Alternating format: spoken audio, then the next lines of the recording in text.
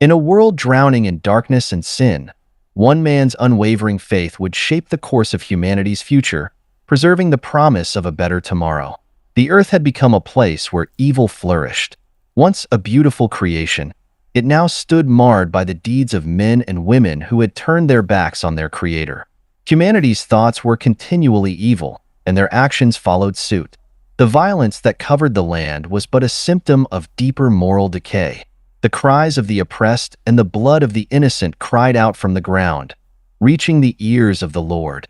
The earth was corrupt in God's sight, and every inclination of the thoughts of the human heart was only evil all the time. Seeing this, the Creator's heart was deeply troubled. He had given humanity free will, hoping they would choose righteousness, but they had chosen the path of darkness. Amidst this widespread corruption lived Noah, a man of integrity and faith. He was different from his contemporaries, not swayed by the evil around him. Noah found favor in the eyes of the Lord because he was a righteous man, blameless among the people of his time, and he walked faithfully with God. Noah's life was a stark contrast to the prevailing culture. While others indulged in their wickedness, Noah led a life of obedience and reverence to God. He maintained his integrity despite the ridicule and scorn from those around him.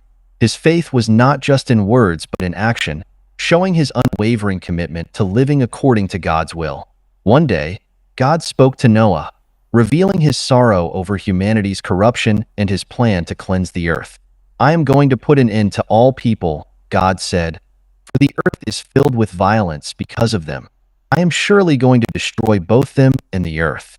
But amidst this proclamation of judgment, God gave Noah a task that would not only save his life, but also preserve the future of all living creatures. "Make yourself an ark of cypress wood," God instructed. "Make rooms in it and coat it with pitch inside and out. This is how you are to build it. The ark is to be 300 cubits long, 50 cubits wide, and 30 cubits high. Make a roof for it, leaving below the roof an opening 1 cubit high all around. Put a door in the side of the ark and make lower, middle, and upper decks." The task set before Noah was monumental. Building an ark of such colossal dimensions was no small feat. The ark would be about 450 feet long, 75 feet wide, and 45 feet high. This massive structure would have to withstand the forthcoming deluge and house not only Noah's family, but also representatives of every kind of living creature. Noah, a man of faith, did not question God's command. He began the immense project with determination and precision, following the divine instructions to the letter. His 3 sons, Shem, Ham, and Japheth, stood by his side, helping their father with the laborious task. As the ark began to take shape, it stood as a testament to Noah's faith and obedience. As the construction of the ark progressed, God gave Noah further instructions. He was to bring into the ark 2 of every kind of living creature, male and female, to keep them alive during the flood. Additionally, Noah was to take 7 pairs of every kind of clean animal and 1 pair of every kind of unclean animal, along with 7 pairs of every kind of bird. This task was as daunting as the building of the ark itself. Gathering and housing such a vast array of animals required careful planning and execution. Yet, Noah did not waver. He trusted that God would guide him in this monumental endeavor. And so, animals of every kind began to gather near the ark, drawn by an unseen force. God's instructions also included provisions for sustenance during the flood. "You are to take every kind of food that is to be eaten and store it away as food for you and for them," God commanded. This meant gathering an immense amount of food and ensuring it was stored in a way that would keep it from spoiling over the months they would be on the ark. Noah and his family worked tirelessly, collecting grains, fruits, vegetables, and other necessary provisions. They made sure that there was enough food for themselves and the animals for as long as the floodwaters covered the earth. The preparations were meticulous, reflecting their understanding of the gravity of the situation. The time of judgment drew near. When Noah was 600 years old, the earth's fate was sealed. Noah, his wife, his sons, and their wives entered the ark. God himself closed the door behind them, sealing them in his protection. For 40 days and 40 nights, rain poured from the heavens. The fountains of the great deep burst forth, and the floodgates of the sky were opened. The deluge was relentless, and the waters rose higher and higher, covering everything in their path.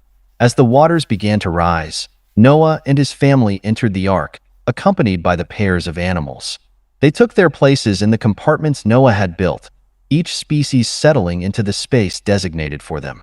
It was a moment of mixed emotions, relief that they were safe, but also sorrow for the world they were leaving behind.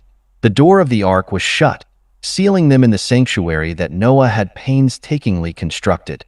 Outside, the world was being transformed by the deluge. The sounds of the storm were deafening, but within the ark, there was a sense of peace, a sense of divine protection. The rain did not cease for 40 days and 40 nights. The torrents from above and the fountains from below combined to create a cataclysmic event. The waters rose above the highest mountains, covering them by more than 20 feet. Every living thing on the face of the earth was wiped out. Only Noah and those with him in the ark remained. Inside the ark, Noah and his family waited. The sound of rain pounding on the roof was a constant reminder of the devastation outside. Yet, they were safe. The ark, built according to God's specifications, floated steadily on the rising waters, protecting its precious cargo. For 150 days, the waters prevailed upon the earth. The ark drifted upon the endless expanse of water, with nothing in sight but waves and sky. Inside, life continued. Noah and his family tended to the animals, feeding them and ensuring their well-being. They had ample provisions, but the monotony and confinement were challenging. Noah's faith remained unshaken. He trusted in God's promise and believed that deliverance would come. The vastness of the floodwaters served as a reminder of the magnitude of God's power and the severity of humanity's sin.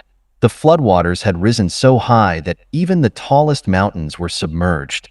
The entire landscape of the earth was transformed, erased by the deluge. It was a somber sight, a world washed clean of its corruption, but also devoid of life. Noah and his family, looking out from the ark's small windows, saw nothing but water stretching to the horizon. It was a humbling experience, knowing that everything they had known was gone. Yet, there was hope. They trusted that God had a plan for renewal and restoration. God remembered Noah and all the animals in the ark. He caused a wind to blow over the earth, and the waters began to recede. Slowly, the waters ebbed, and after 150 days, the ark came to rest on the mountains of Ararat. The process of the earth drying out was gradual. The ark remained stationary on the mountaintop as the waters continued to diminish. After another 40 days, Noah opened a window he had made in the ark and sent out a raven. It kept flying back and forth until the water had dried up from the earth. As the waters continued to recede, Noah sent out a dove to see if the water had subsided from the surface of the ground. The dove could find no place to set its feet and returned to the ark. After 7 days, Noah sent the dove out again, and it returned with a freshly plucked olive leaf in its beak. Noah knew then that the water had receded from the earth. He waited another 7 days and sent the dove out again, but this time it did not return. By the first day of the first month of Noah's 601st year, the water had dried up from the earth. Noah then removed the covering from the ark and saw that the surface of the ground was dry. God instructed Noah to come out of the ark with his family and all the animals. They stepped onto dry land, a land that had been purged and purified by the flood. Noah built an altar to the Lord and, taking some of all the clean animals and clean birds, he sacrificed burnt offerings on it. The Lord smelled the pleasing aroma and said in his heart, "Never again will I curse the ground because of humans, even though every inclination of the human heart is evil from childhood. And never again will I destroy all living creatures as I have done." God blessed Noah and his sons, saying to them, "Be fruitful and increase in number and fill the earth." He established a covenant with Noah, promising never to flood the earth again. The rainbow in the sky was set as a sign of this everlasting covenant, a reminder of God's mercy and promise. Noah's story is one of faith, obedience, and the enduring mercy of God. Through Noah's righteousness and unwavering trust in the Creator, humanity was given a second chance, and the earth was renewed. The flood was a profound demonstration of God's power, judgment, and grace, forever etching its lessons into the fabric of human history.